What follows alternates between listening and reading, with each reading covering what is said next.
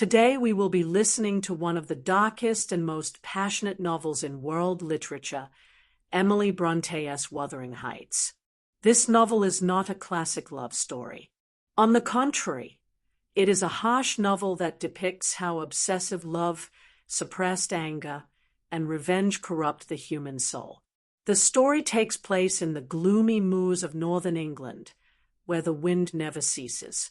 Throughout the novel, this nature is a living element reflecting the character's state of mind. The novel begins with the narration of a man named Mr. Lockwood. Lockwood rents a manor called Thrushcross Grange and goes to visit the nearby estate known as Wuthering Heights. However, he is met with a cold, hostile, and unsettling atmosphere. The owner of the house, Heathcliff, is a harsh and reserved man. The other inhabitants of the house also appear strange and unhappy. One night, Lockwood is forced to stay at Wuthering Heights and witnesses several eerie events rooted in the past. After this experience, Nellie Dean, the longtime housekeeper of the estate, begins to tell the story of the dark history behind the house. This is where the true story begins. Years earlier, Mr. Earnshaw, the owner of Wuthering Heights, returns from Liverpool with a homeless orphan he found on the streets. He names the boy Heathcliff and raises him alongside his own children. Earnshaw's daughter Catherine quickly forms an inseparable bond with Heathcliff. Both are wild and free-spirited by nature. However, Earnshaw's son Hindley despises Heathcliff. After their father's death, Hindley takes control of the house and degrades Heathcliff, reducing him to the status of a servant. This treatment causes Heathcliff to accumulate deep resentment and anger within himself.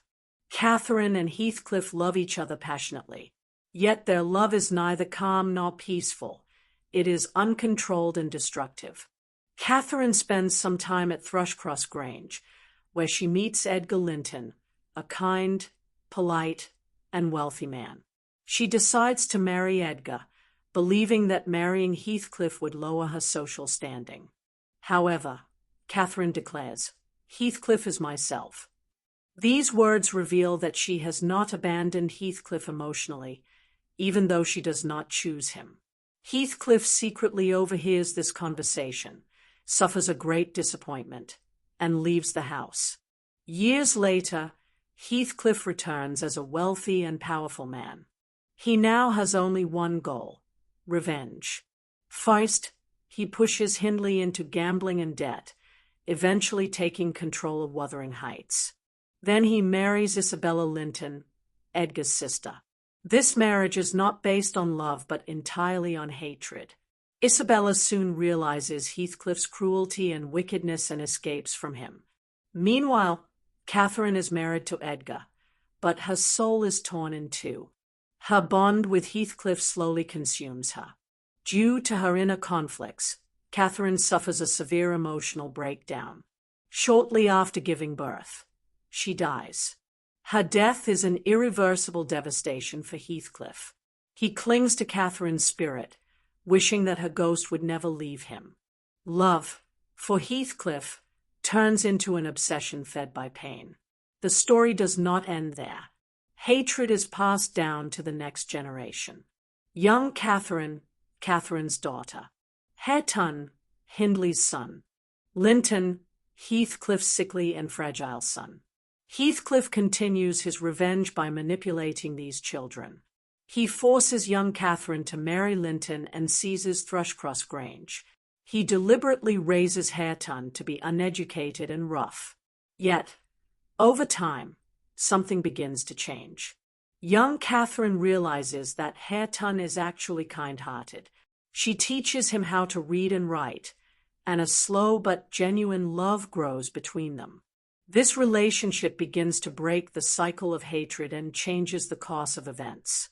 As Heathcliff grows older, revenge no longer satisfies him. Catherine's image completely overtakes his mind. Eventually, he loses his will to live and dies. The novel ends with plans for the marriage of young Catherine and Hareton. Wuthering Heights and Thrushcross Grange become places of peace. The wind still blows, but this time, It carries not hatred, but calm. Wuthering Heights shows that love is not always romantic. It can be wild and destructive. When love is suppressed, it turns into revenge. But when love is in the right hands, it has the power to heal.